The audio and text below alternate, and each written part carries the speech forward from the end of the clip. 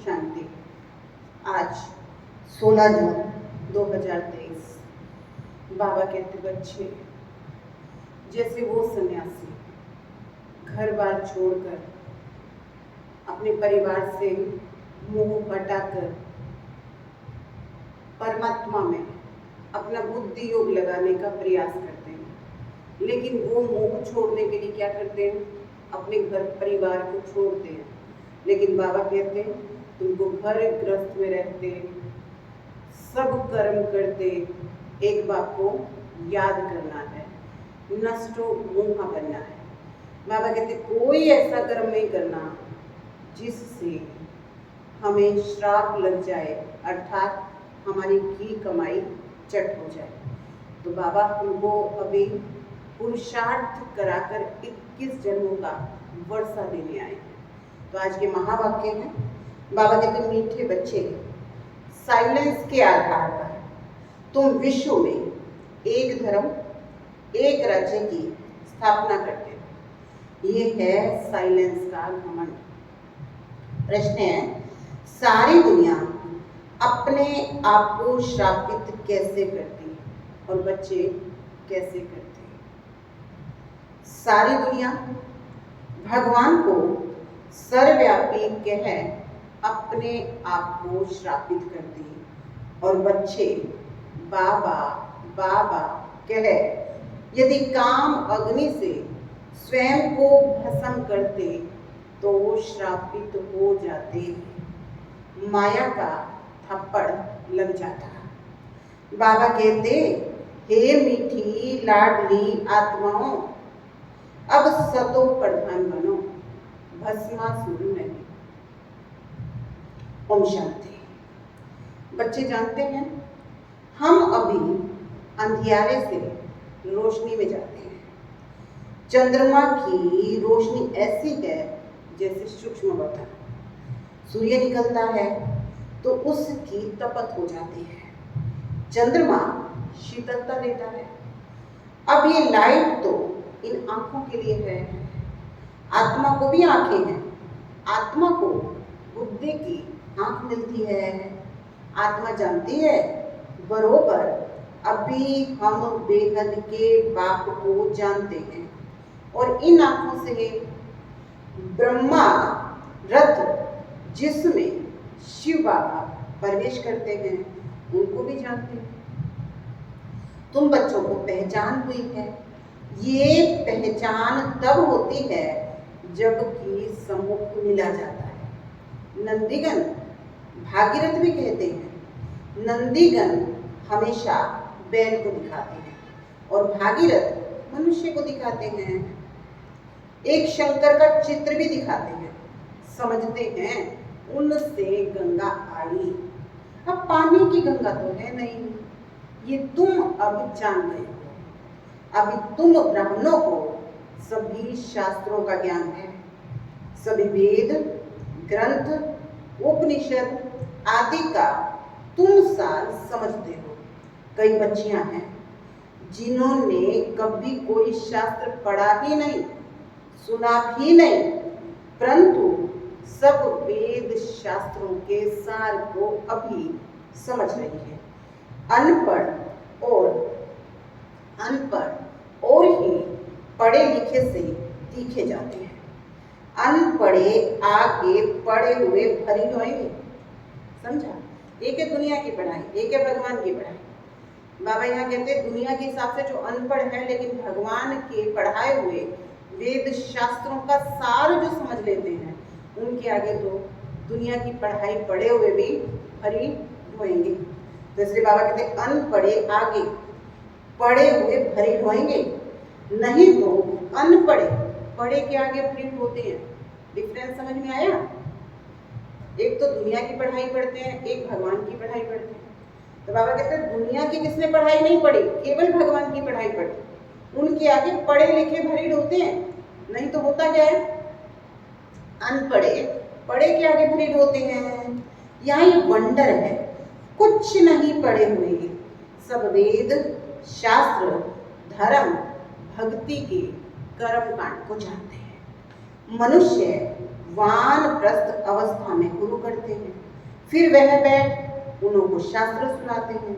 वो समझते हैं इनसे परमात्मा के पास जाने का रास्ता मिलता है। जैसे कोई पहाड़ी है, कहीं से ऊपर चढ़कर जाना है, परंतु ऐसा तो है नहीं।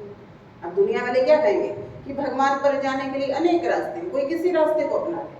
तो बाबा कहते कोई पहाड़ थोड़ी है जिस पे चढ़ के जाना है, कहीं से चले जाओ। तो बाबा कहते तुम कुछ नहीं जानते थे, अब तुम सब कुछ जान गए हो। कुमारियों द्वारा ही परम पिता परमात्मा ने भीष्म पितामह आदि को ज्ञान बाण मरवाए हैं। दुनिया इन बातों को नहीं जानती। जगदम्बा, सरस्वती, कुमारी है ना, बड़े बड़े पंडित सरस्वती सरनेम रखते हैं। वास्तव में ज्ञान सागर से निकली हुई ज्ञान सरस्वती है मम्मा। बरोबर अभी कन्याओं में ताकत जाती है, क्योंकि वो उल्टी सीढ़ी नहीं चढ़ी है। पुरुष जब शादी करता है तो उसका स्त्री में मोह चला जाता है। फिर माँ बाप आदि से मोह निकल स्त्री के मुरीद बन जाते हैं। फिर जब बच्चे पैदा होते हैं तो उनमें मोह चला जाता है। अभी तुम तो सबसे नष्टमोहा बनते हो, अपने को आत्मा निश्चय करते हो। आत्मा का योग है बाप से, योग अर्थात याद। तुम्हारी बात ही निराली है। बाबा कहते कन्याएं तो पवित्र होती हैं, वो कोई तीर्थ आदि नहीं करती हैं, क्योंकि है ही पवित्र। मनुष्य तीर्थों पर जाते हैं पाप काटने, समझते हैं गंगा पतित पावनी है। पतित पावन तो एक होना चाहिए ना। गंगा पतित पावनी है तो फिर वहां क्यों जाते हैं तीर्थों पर?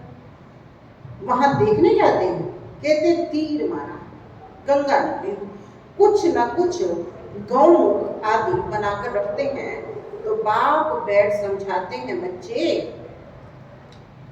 तुम आत्मा हो, अपने को आत्मा समझ मुझे याद करो। वो बाप भी है, सतगुरु भी है। मंदिरों में श्री कृष्ण के पांव दिखाते हैं। शिव बाबा को तो अपने पैर है ही नहीं, क्योंकि उनको तो शरीर है ही नहीं जो कोई चरणों की धूल बने। बाबा कहते बच्चे तुमको शिव बाबा के चरणों की धूल नहीं बनना। मैं इन सब कलयुगी रस्म रिवाजों से तुम बच्चों को आकर छुड़ाता हूँ। मेरे चरण ही नहीं है, शिव का तो शरीर ही नहीं है, ये तो ब्रह्मा का तन है। इसलिए तुम शिव बाबा की पूजा भी नहीं कर सकते। इस भाग्यशाली रथ में शिव बाबा आया है। भक्ति मार्ग में शिवो अहम कहने वालों पर फूल चढ़ाते हैं। ये सब है भक्ति मार्ग की रस्म रिवाज, और कुछ नहीं समझते।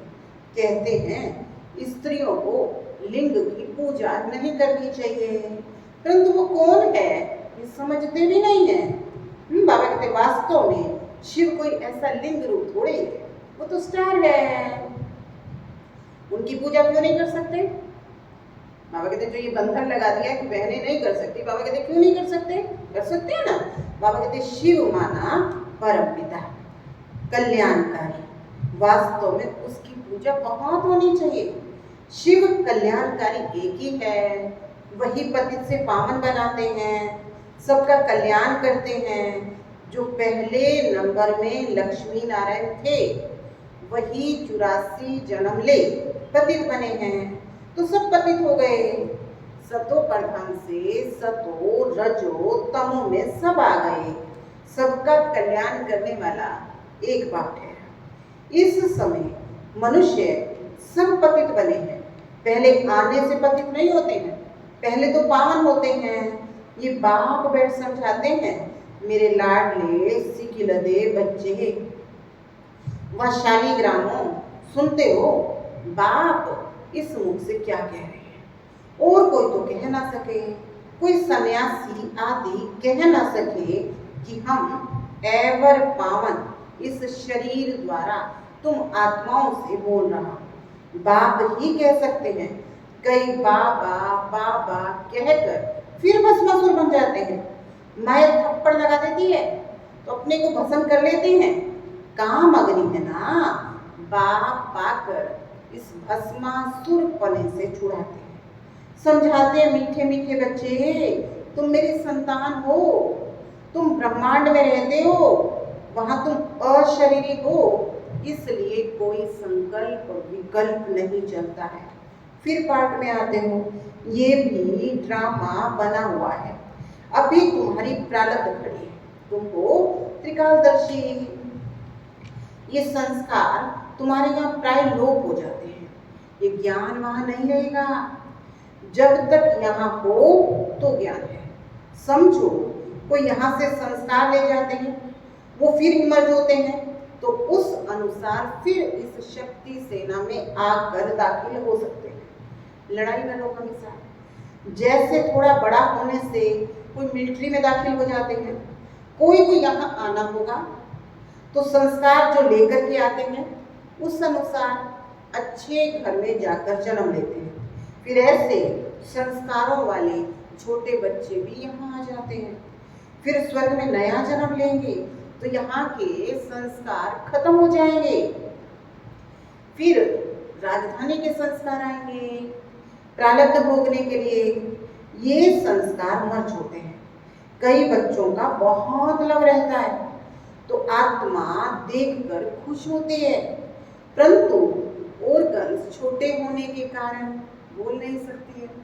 बाबा कहते कई छोटे छोटे बच्चे जो पिछले जन्म में इस ज्ञान से जुड़े हुए थे वो शरीर छोड़ देते हैं, तो उनका बाबा से लव बहुत होता है, लेकिन वो शरीर छोटा है इस वजह से मुझसे कह नहीं सकते हैं।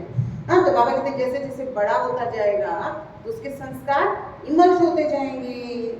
परम पिता परमात्मा है तो पिता से वर्षा मिलना चाहिए, वो है स्वर्ग का रचता, नर्क का रचता नहीं कहेंगे। तुम जानते हो हम बाबा से स्वर्ग का वर्षा ले रहे हैं, कल पहले भी लिया था। इसी समय पर बेहद के बाप से बेहद सुख का वर्षा मिलता है। ये सिर्फ तुम कह सकते हो, ये है बिल्कुल नई बातें। तुम समझाते हो, गीता है माई बाप, बाकी सब शास्त्र हैं उनके बाल बच्चे। गीता से ही राज्यों का, स्वर्ग की राजाई का वर्षा मिलता है, बाकी बाल बच्चों से वर्षा क्या मिलेगा। तुम तो अब पारस बुद्धि बनते हो, तुम्हारे महल आदि क्विक बनेंगे।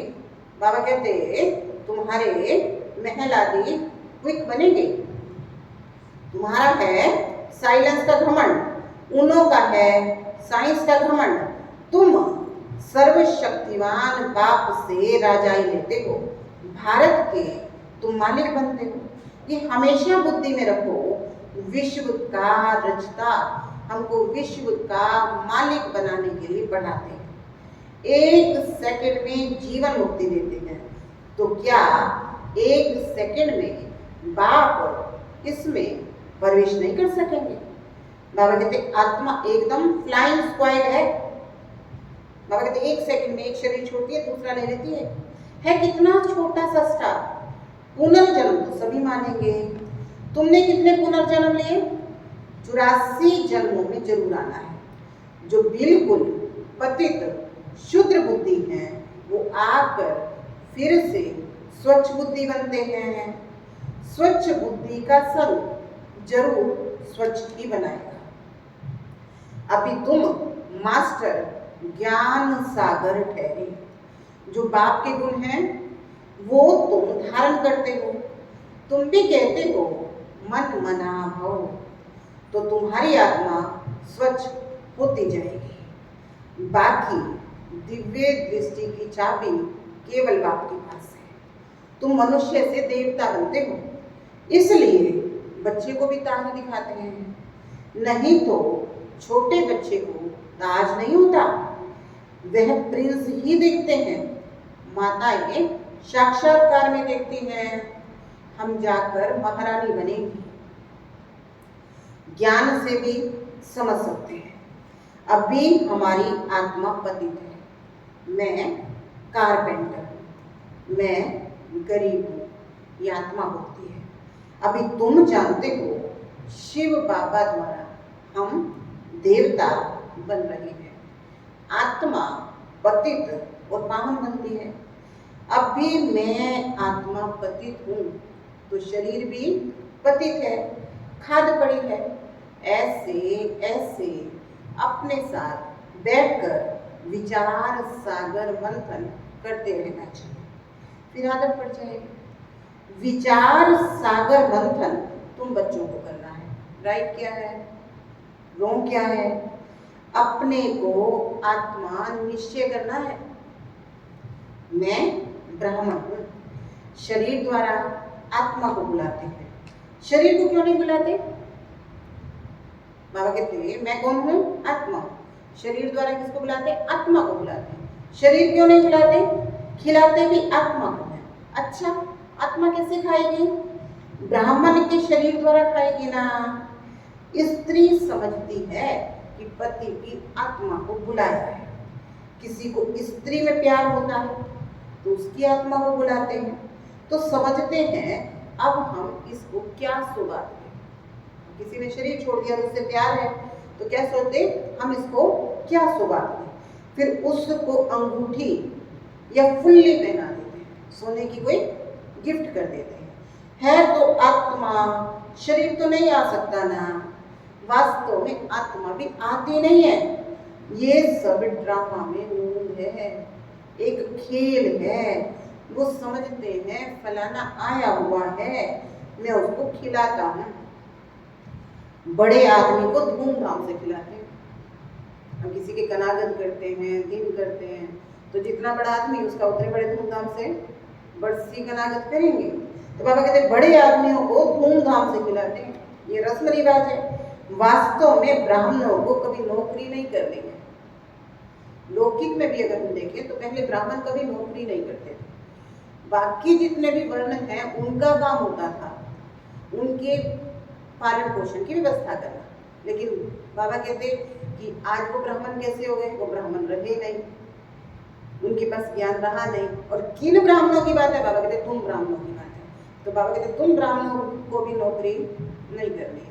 क्यों नहीं करनी? बाबा कहते कि बाबा कहते वास्तव में ब्राह्मणों को कोई नौकरी नहीं करनी है, परंतु आजकल पेट के लिए सब कुछ करते हैं। नहीं तो ब्राह्मण लोग तो अपने आप को बहुत उच्च समझते हैं, परंतु वो है कुक वंशावली और तुम हो मुख वंशावली। वो कुक वंशावली ब्राह्मणों की भी बड़ी महिमा होती थी, उनका भी सब सम्मान करते थे। और बाबा कहते तुम ब्राह्मण तो हो ही मुख वंशावली। तो बाबा कहते तुम्हारी बहुत महिमा है, तुम समझ गए हो इस सारी सृष्टि के आदि मध्य अंत की नॉलेज को जानते हो। सिवाय एक बात के कोई और को नॉलेजफुल कह नहीं सकते। जिनको मनुष्य से देवता बनाते हैं उनको भी गोद जरूर चाहिए, माता पिता तो चाहिए ना। बाप आकर तुमको इन द्वारा रचते हैं। ये बातें किसी के समझ में मुश्किल आती हैं। कितनी वंडरफुल बातें कहते हैं, दिन प्रतिदिन तुमको वो है राज समझाता हूँ। अंत तक ये नॉलेज धारण करती है। पिछाड़ी में जाकर कर्मातीत अवस्था होगी। 8 पांचवी डोनर होते हैं। मिलिट्री में कोई मरता है तो उसको पूरा सम्मान देते हैं। बाबा कहते हैं ये सब भी पुरुषार्थ कर रहे हैं। हम भी क्या कर रहे हैं? मरने का पुरुषार्थ, जीते। बाबा कहते हैं ये रेस है। कौन अच्छी रीति योग लगाते और रुद्रमाला में भी रोए जाते हैं। मम्मा पापा तो प्रसिद्ध हैं, फिर है नंबर 1, पास विद ऑनर्स को फुल मार्क्स मिलते हैं। बाबा कहते हैं वो सजा आदि कुछ नहीं खाते। बाबा कहते हैं 8 आत्माएं ऐसी जो बाबा से पूरा योग लगाते हैं, कर्मातीत बनते हैं। तो बाबा कहते हैं वो बिल्कुल सजा नहीं खाते। उनका मान बहुत है। हमेशा 9 रत्न गाए जाते हैं, 8 नहीं, 4 की तो जोड़ी हो जाती है, एक बीच में हो गया बाप। तो बाबा कहते वो लोग अर्थ नहीं समझते, जिसने जो राय दी वो मान लेते हैं। जैनी लोग कितने हठयोग करते हैं, अपने बाल तक निकालते हैं, ये तो हिंसा हो गई। बाबा कहते वो सन्यास तो दुख देने वाला है। बाबा कहते देखो हम नाम भी सन्यासी, नाम राजयोगी, लेकिन कितने मजे की जिंदगी। तो बाबा कहते उनका सन्यास तो क्या है, दुख देने वाला है। तुमको तो कुछ भी नहीं करना, तुमको तो बाप टेम्पटेशन देकर प्राप्ति कराते, क्या करते हैं, विकारों का सन्यास कराते हैं। ये नॉलेज तुम्हारे सिवाय और किसी में नहीं है। बरोबर 84 जन्मों का चक्र लगा है। अभी हम वापस जाते हैं। जितना योग में रहेंगे तो पवित्र बनते जाएंगे, याद में रहेंगे, सर्विस करेंगे तो जास्ती फल मिलेगा। मोस्ट बिलव्ड बाप है जिससे 21 जन्मों के लिए सुख का वर्षा मिलता है। अच्छा, मीठे मीठे सिक्की लगे बच्चों प्रति माता पिता बाप दादा का याद प्यार और गुड मॉर्निंग। रूहानी बाप की रूहानी बच्चों को नमस्ते। हम रूहानी बच्चों की रूहानी बाप दादा को याद प्यार, गुड मॉर्निंग, नमस्ते। धारणा के लिए मुख्य सार, कर्मातीत बनने की रेस करनी है। अच्छा फल प्राप्त करने के लिए याद में रहकर सर्विस करनी है। स्वच्छ बुद्धि वालों का संग करके स्वच्छ बनना है। किसका संग करना है, स्वच्छ बुद्धि वालों का संग करके स्वच्छ बनना है। बाप के गुणों को स्वयं में धारण करना है। स्वयं को कभी भी श्रापित नहीं करना है। आज का वरदान है इच्छा मात्रम अविद्या की स्थिति द्वारा। इच्छा मात्रम अविद्या यानी इच्छा का भी पता नहीं हो, सर्व प्राप्ति संपन्न, तो इच्छा मात्रम अविद्या की स्थिति द्वारा मास्टर दाता बनने वाले ज्ञानी तुम आत्मा हो। अब इच्छा कौन करेगा, जिसको पुरुषार्थ करना नहीं है। और जो पुरुषार्थ करेगा वो विधि जानता है कि दाता बन करके जितना देते जाएंगे उतना भरपूर होते जाएंगे, बिना मांगे मिलेगा। दूसरे बाबा कहते इच्छा मात्रम अविद्या की स्थिति द्वारा दाता बनकर देने वाले ज्ञानी तो आत्मा। जो ज्ञानी तो आत्मा अर्थात बुद्धिमान है, उन्हें तो बिना मांगे सब कुछ मिलता है। उनको तो मांगने की आवश्यकता ही नहीं होती। जब स्वतः सर्व प्राप्तियां हो जाती हैं तो मांगने का तो कोई संकल्प ही नहीं हो सकता। ऐसे बच्चे इच्छा मात्रम अविद्या बन जाते हैं। ऐसे ज्ञानी तो आत्मा मांगने वाले से दाता के बच्चे मास्टर दाता बनते हैं। मांगना पूरा हो जाता, इतना बड़ा सम्मान मिल जाता जो नाम मान शान की भी इच्छा नहीं रहती। स्लोगन है अपने मन बुद्धि संस्कारों पर संपूर्ण राज्य करने वाले ही स्वराज्य अधिकारी हैं। यानी स्वराज्य अधिकारी, मन वही सोचे जो मैं सोचना चाहूँ, बुद्धि सही डिसीजन ले। तो बाबा कहते संस्कार अपने आप श्रेष्ठ होंगे ना, इसलिए मन बुद्धि संस्कारों पर संपूर्ण राज्य करने वाले ही स्वराज्य अधिकारी हैं। तो आज का होमवर्क है, मैं मास्टर दाता हूँ। क्या हूँ मैं? मास्टर दाता। ओम शांति।